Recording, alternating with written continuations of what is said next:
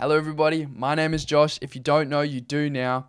And over the last couple of weeks, I've been getting a ton of comments on my most recent video about building and selling voice AI agents, from pitching them to overcoming objections to technical questions.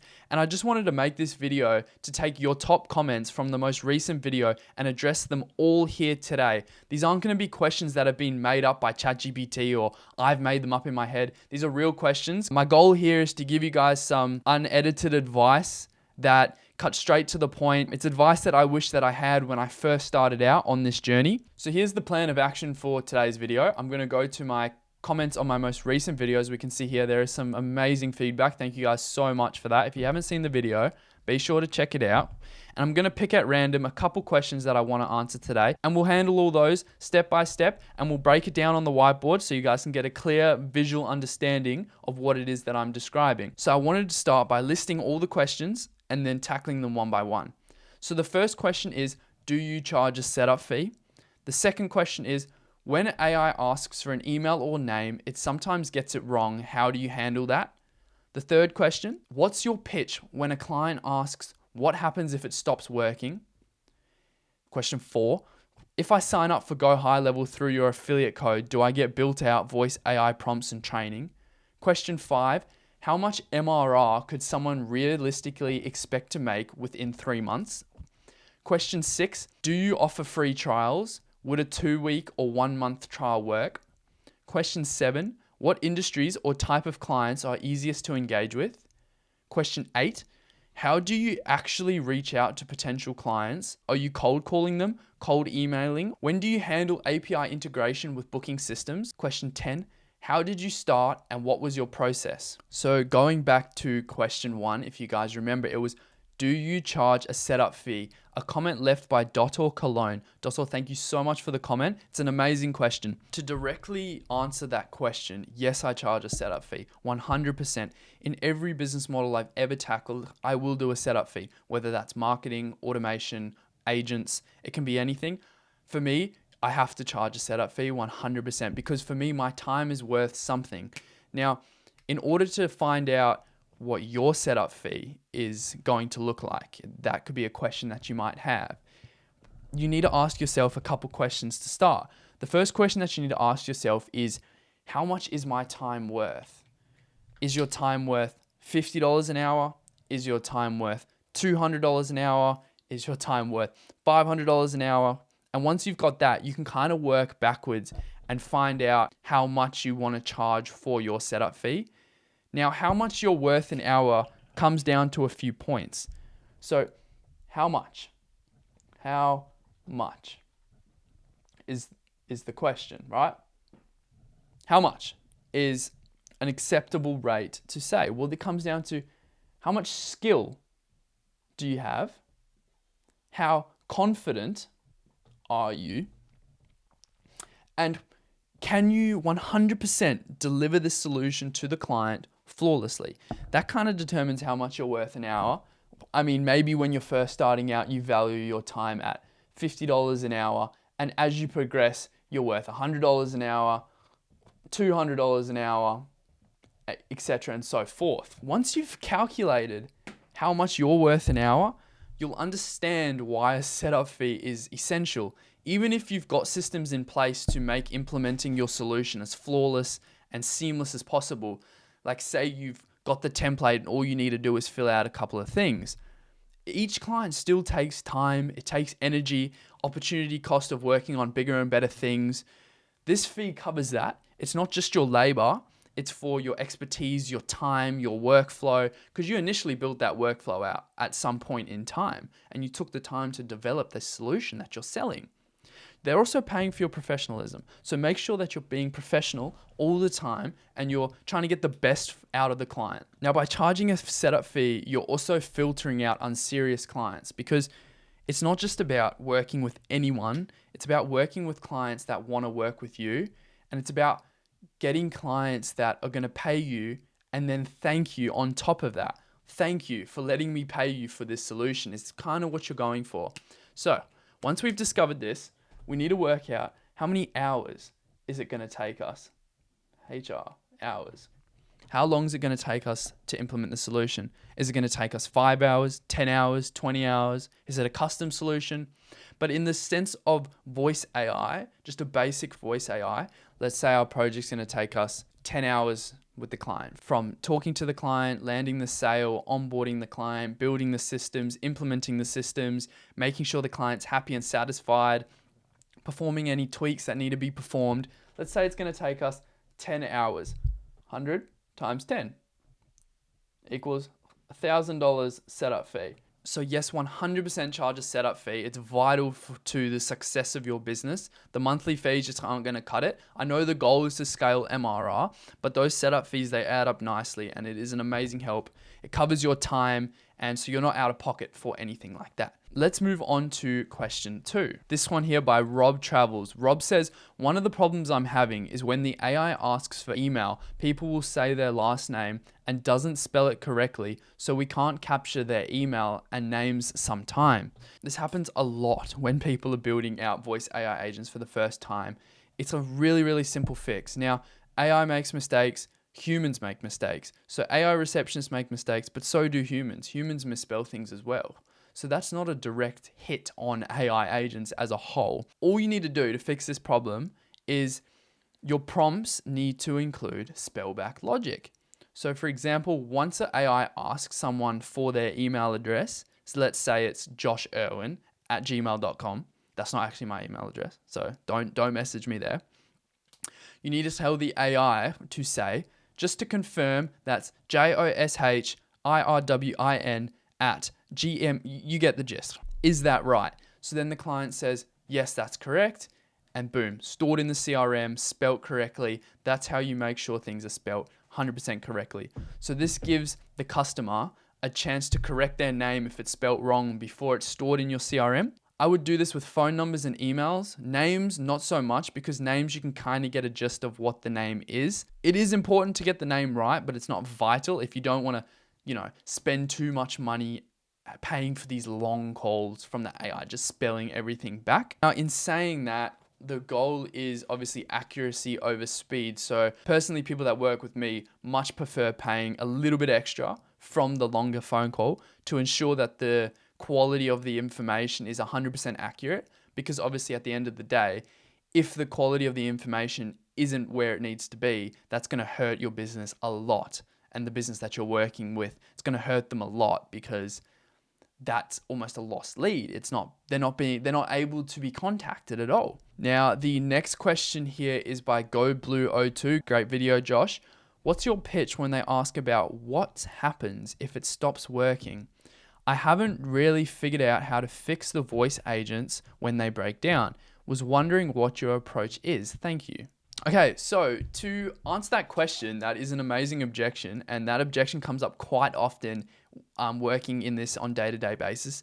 It kind of means that the client is genuinely interested, doesn't it? It means that they're trying to find out more about how this solution will affect their business, and that's a good thing. This is not a bad thing that they're asking these questions. The first thing, of course, I need to mention is you need to have confidence in your solution.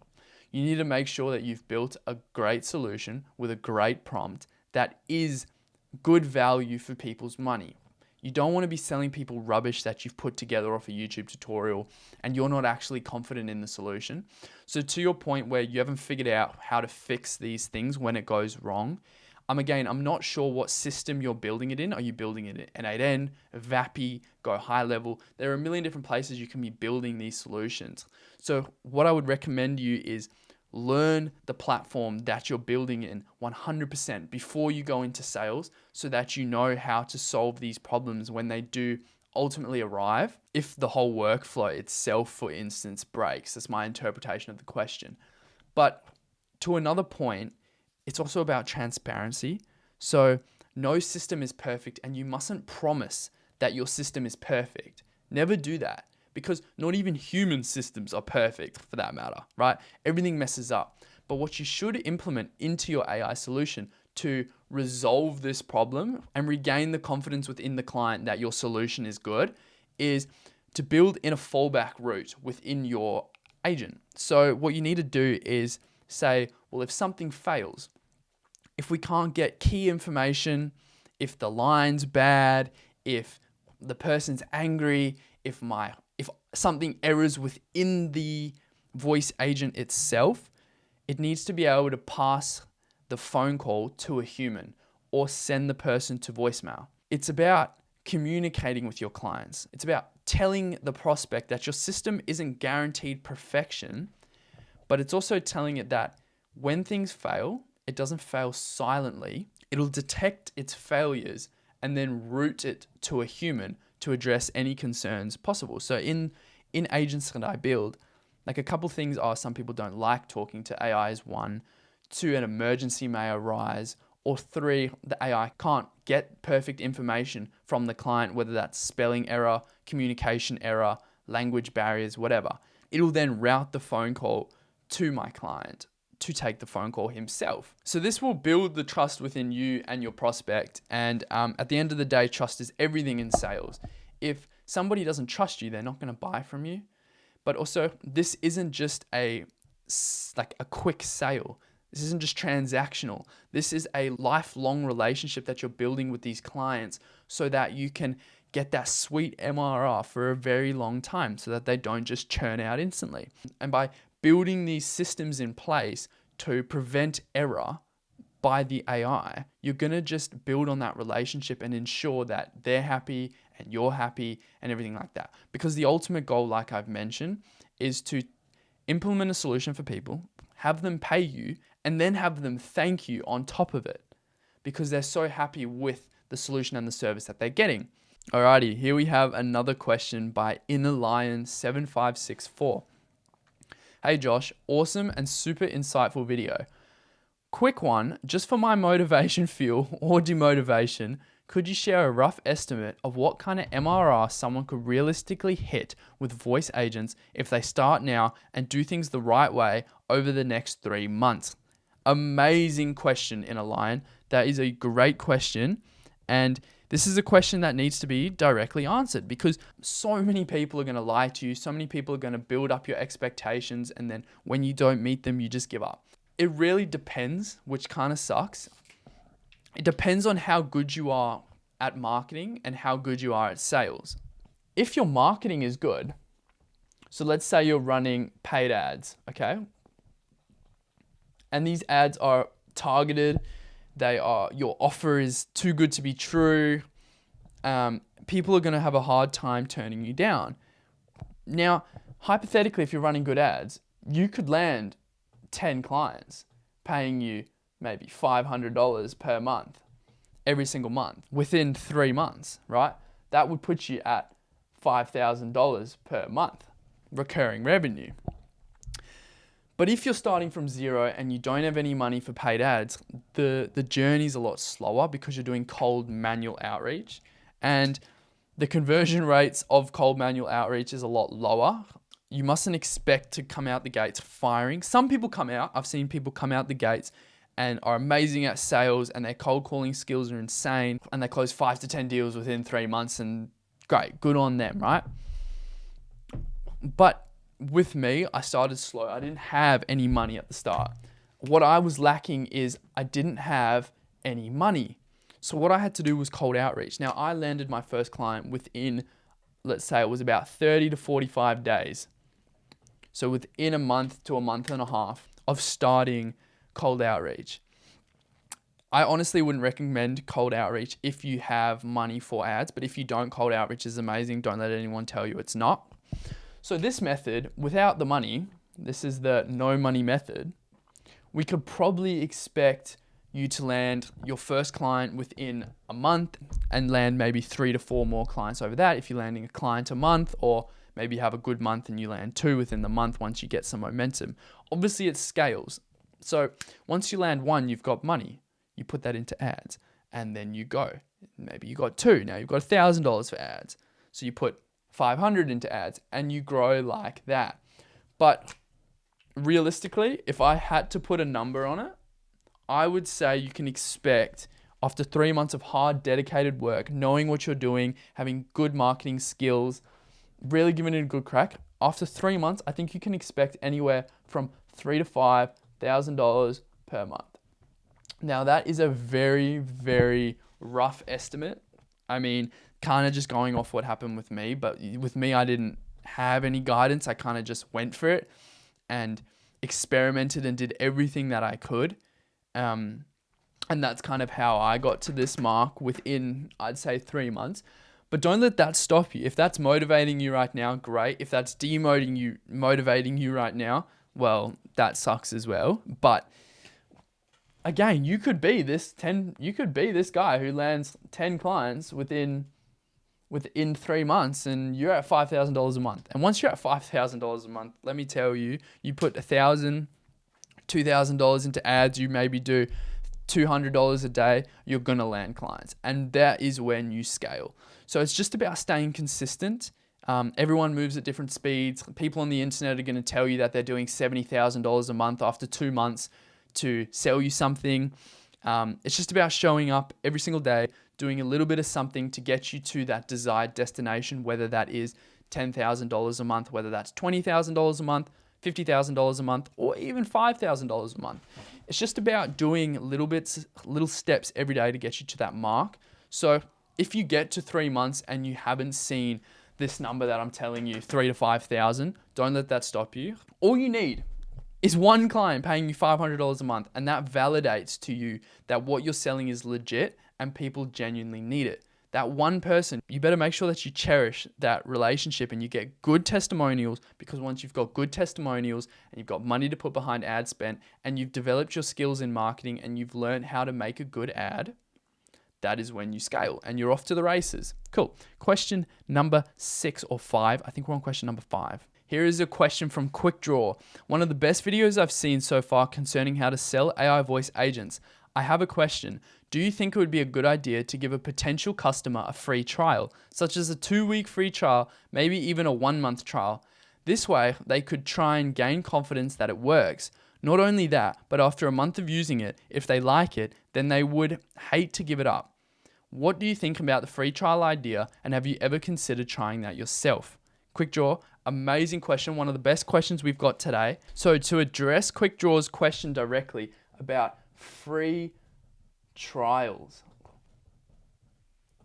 I do not offer free trials, and I never will offer free trials. It's a great idea initially when you think about it, because who doesn't like free solutions? And I get your point about them struggling to give it up. But AI systems, unfortunately, they cost money to run. Every call, every response, every API hit, every token used, it is costing either you or the client money. But in your case of a free trial, it's costing you directly money. So you're taking the hit. Most of these free users won't value the solution anyway. They won't use it how it's supposed to be used. And this is just going to cost you money. You're going to incur all the cost. You're going to do all the work, and you're going to take on all the cost, which is just all risk for you, nothing for them. The better way to do it, and the way that I would do it, is to create a demo. So what I would do is I would take this person's business that you're approaching. So say you've gotten yourself into a position where you want to offer this person a free trial. I would take their business and I would train an AI voice agent on this person's business. What I would then do is I would make a video and I would say, hey Dan, I've just trained this voice AI agent on your business, and this AI agent will be able to answer any customer queries, handle bookings. It'll be able to talk to the client so that you don't have to talk to them yourself, and you can get on with working and fixing cars like you do so well. And then what you're going to do is you're going to interact with this voice AI agent like you see people doing on Instagram and TikTok and everything. You're going to talk to it and you're going to show Dan how it's operating, how it's responding, how it's booking, how it's doing everything like that. So that way they can see the value in front of their eyes. You see, people buy from seeing. They don't really buy from listening. I know me personally, I would prefer to see something in action before I buy. And that's why the initial thought of a free trial works so well in the SaaS model, but not in the agency model, because there's a lot of setup involved and there's a lot of cost involved, and it just doesn't work. So again, to reiterate my point, I have never ever done a free trial, and I never will do a free trial, because your time is worth something. It has value.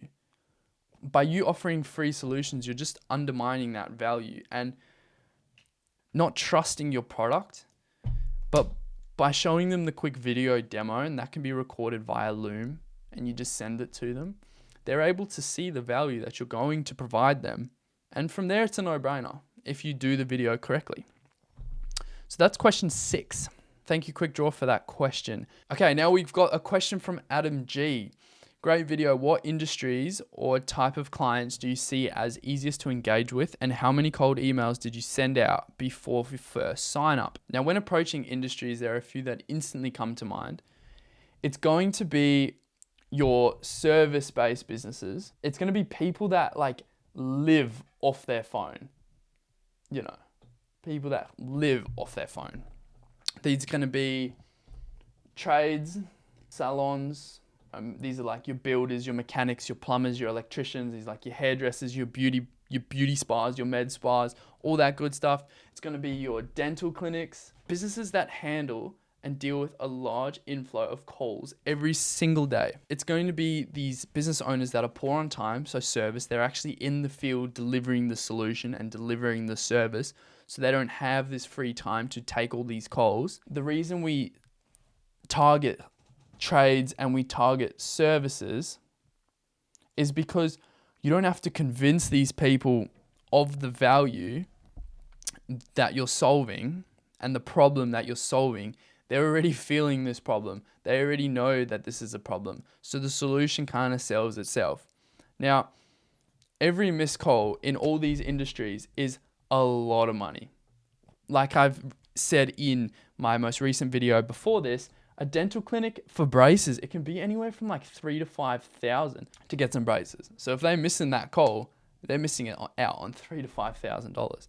Salons, you've got, hair treatments from like, from like $200 to like $300. Tradies, these people are like, big jobs, big jobs that they're missing out on by missing these calls. This is hundreds, even tens of thousands of dollars of missed revenue for these people day in and day out. Now, you put that over a whole year and you make them do the math that if they're missing out on $1,000 a day over 365 days, they're missing out on a lot of money. And that's on the low end. Some of these people, like roofers and stuff like that, the average contract is like $2,000, $3,000, $4,000. They're missing out on a lot of money. This is why I believe that these industries are the easiest to convert, that it takes the least amount of selling, just more of a conversation and getting into their issues and their struggles every single day. It's because you're solving the pain that they're experiencing every single day. You've got a solution to that pain point. And that right there is just, it sells itself, doesn't it? It just completely sells itself. The next question that I want to answer comes from Twisted Vienna. They say, very good video, thank you. You explain very well how to sell to a potential client. But what I struggle with is, how do you actually get to speak to potential clients? Are you cold calling, cold emails?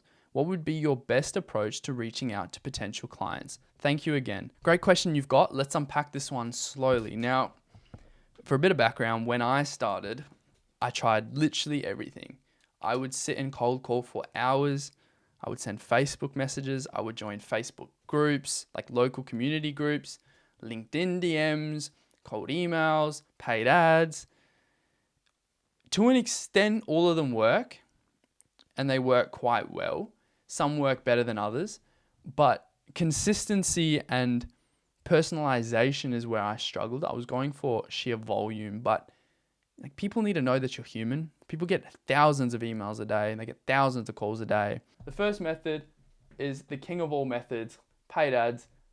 Method 2 is cold email. Method 3 is Facebook groups. And method 4 is just everything else, because everything kind of works. If you want to do LinkedIn DMs, that works as well. What I want to talk about before we touch on all of these things, it's about getting your offer right. So it's about creating value. So it more comes down to what makes a good offer. And in my opinion, this is more important than the ad creative itself. And I'm happy to break down what that looks like in another video. It needs its own video, what makes a good offer. But you guys can do your own research on what makes a good offer and how to make an offer that people can't resist, because that's going to be very, very important. And you can have the most beautiful, well-created ad on the planet, but if your offer seems like a scam or it seems like a rip-off, no one's going to buy with you. So that's the first bit of tips that I would give you guys, is to create a killer offer. Provide value. Give these people value and show them what you're providing them. Show them the value that you're providing them. So to address the question, how are you actually reaching out to potential clients? For me, it's a little bit different to you. For me, I get a lot of inbound leads via my YouTube channel. I'm very blessed for that. I get a lot of people reaching out to me on a day-to-day basis saying, well, how would you implement this for me? Could you implement this for me? And et cetera, et cetera. And that's how I get a lot of leads now. But when I was starting out, like I said, cold email was my best friend. Facebook groups were my best friend. I wouldn't send a lot. I would send personalized emails to people. It took about 1,000 emails, I would say, to like talk to a couple clients and land one. It took about 1,000 emails, and you can expect to send a lot more than that. I got quite lucky, but I would send personalized emails. So it's about mentioning something specific about their business to catch their attention so that they actually open your email, because that's the problem you're going to find with cold email. Not a lot of people are going to open it. So if you can really catch someone's attention by doing a little bit of research about their business, that's what's going to get their attention. Now, if you're sending really personalized ones, honestly, this number can drop by 50%. You could probably land a first client within like 300 to 500 emails if you're sending really personalized, good emails. But honestly, even less. Like, it depends. It really depends on how good your emails are and who you're sending it to in the industry that you're targeting and the offer that you have. That's why the offer is so important. Cold calling, I'm not a fan of cold calling. I haven't put it on the list because cold calling is a bit more, it's very heavy on your time. And if you're not a natural born amazing salesman like myself, I'm not great at sales. I'm not horrible. I'm not great. For me, it was a little bit of a waste of time. The return on investment wasn't good. I didn't land a client through cold calling, but I know of people, and I know a lot of people have landed through cold calling and it has worked for them. But these people are normally your very extroverted types of people. So if you're not extremely extroverted and you're a little bit more technical, I definitely wouldn't recommend that method. Now, Facebook groups has been a good one. It's got a lot of engagement. What I would do is you got to make videos like I mentioned with Dan the mechanic. And when you're making these videos, you need to make sure that they're engaging so people can watch these videos within the groups. And from there, they can see the value and they'll reach out directly via Messenger. So join your local business groups and advertise that way. Don't be shy. Reach out to people, DM people, do what you need to do. Texting people via social media is also amazing. I mean, people are checking their social media all the time. So people are likely to open your message if it doesn't go into their like requested folder, but follow them, engage with their content, and then hit them with a message. But don't start that message with, oh, do you want to buy my product? Start by engaging in a conversation and then break it down by there. Again, I can make a video on how to do this if that's what you're interested in, but I don't have time to go through it in today's video. This recording is already like 30 minutes long. So what I'm trying to say is, whatever one of these that you pick, whether that's paid ads, cold email, Facebook groups, LinkedIn, whatever, you need to stay consistent with it. Do it every single day until you start seeing an inflow of leads. Pick one or pick two and just stick to it. Don't switch between each one.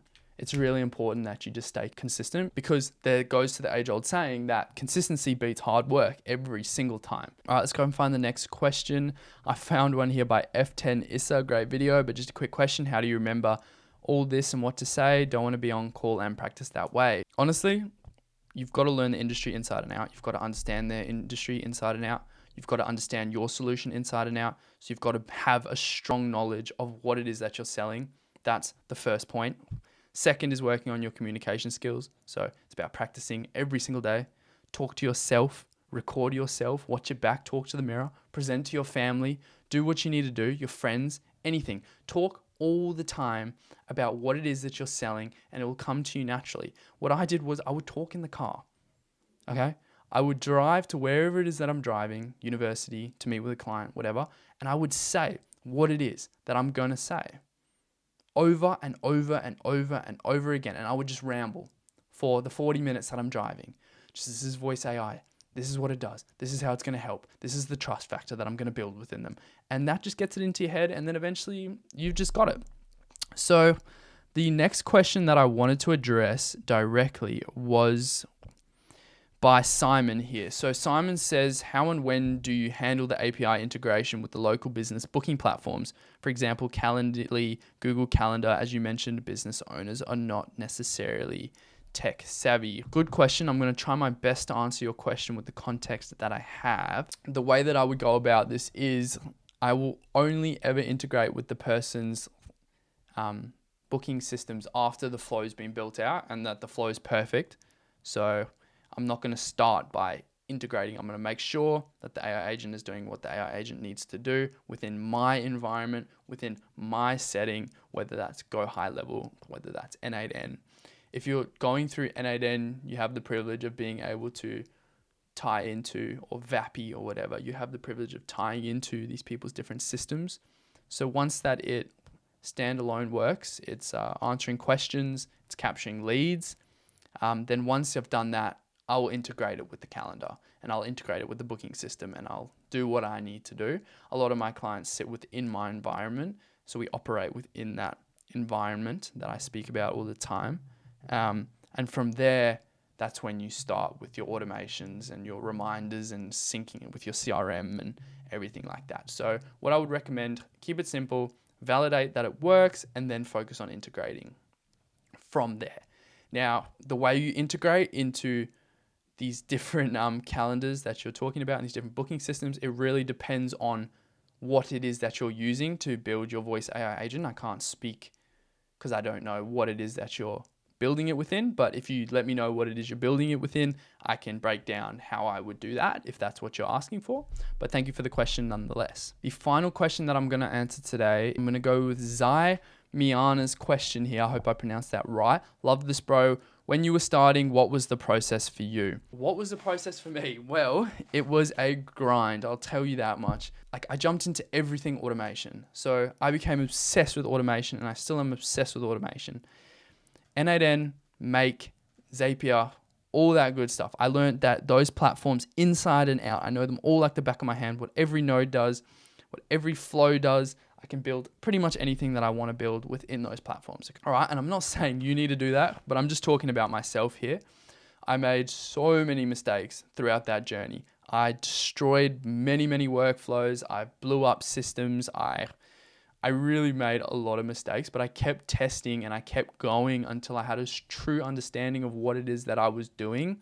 I would create fake business scenarios and I would automate those scenarios and see if they would work, and then go from there. But the real kind of breakthrough that I made in terms of business and how that I got going with business was I stopped thinking like a tech guy. I'm not a tech guy initially, but I trained myself to become technical through repetition. I got there. And you don't need to be a tech guy to do any of this stuff. It's quite self-explanatory once you're on the right direction and you have the right mindset. But I went from being technical to being business-like. So I learned everything that there was to know about business. I read a lot of books. I watched a lot of videos. I spoke to a lot of people. I went out and I tried to organize coffee chats with people that were in corporate, people that were entrepreneurs. I would text them on LinkedIn because I just wanted to get an understanding of how these people operate and how these people talk on a day-to-day basis. And I was lucky that my dad was into corporate, so he had a lot of people that I could talk to and gain experience and gain that level of understanding through. From there, I kind of learnt how business owners kind of make their decisions, what they fear, what motivates them, and I kind of learnt how that whole system worked. And once I saw that, I needed experience. How was I going to develop a solution for these businesses? So I was lucky enough to know someone running a marketing agency, and this marketing agency was using Go High Level. So I was like, Go High Level? I've never used Go High Level. What's that about? So I got really interested in Go High Level and learning that whole system inside and out. So I'm a systems guy. I love it. I jump in and I really learn everything that it is that I need to learn. once I learned that system inside and out, I took over from them and I started fixing their workflows. I started adding voice for them. I started doing some of their marketing. And from there, I gained the experience and the case studies that I needed to be able to pitch someone else. Now, once I was done there, I didn't want to box myself to one system and one tool like a lot of people recommend you do. I picked a niche that I loved, and that was marketing. I love marketing, right? I built my first working agent for a marketing agency. I demoed it to them, and then I refined it, testing it with their business. And once I built that agent the way that I like it and the way that it actually helps this marketing agency, I was able to just replicate that in different marketing agencies. And that's kind of the way that I got started. But the problem is a lot of marketing agencies now have this. They are very tech forward people. They know what's going on. So that's why I would still target service-based businesses. And I find service-based businesses, it helps the most out of all businesses. So yeah, it took a long time to get to the point where I am today, and I'm confident enough to deliver it, and I'm confident enough to make a YouTube channel and talk about it. But understanding the system and understanding business processes really helped me in creating tailored solutions to help them. You can't really create solutions for businesses if you don't have an understanding of what it is that they actually need solved, if that makes sense. Like, you can't sell to a mechanic if you don't know the processes that are involved in going from a prospect to a client in a mechanic shop. You need to have an understanding and then provide the solution that way. So I would learn the system that it is that you want to learn, and then I would learn the business problem, and then I would build the solution, and then I would go from there. If you guys are starting a voice AI business, Vappy, N8N, Go High Level are amazing places to start. So if you want to use my affiliate link, it helps me out so much. That is the end of the questions that I have today. This video is really long. If you made it to the end, you're amazing. Thank you so much. Please be sure to subscribe. I'm so close to 1,000. I want to hit 1,000 by the end of the month. I have a free school community if you want to interact with me. I have an Instagram, DM me there. Any questions you've got, feel free to let me know in the comment section below, and I will try and get to every question that I can answer.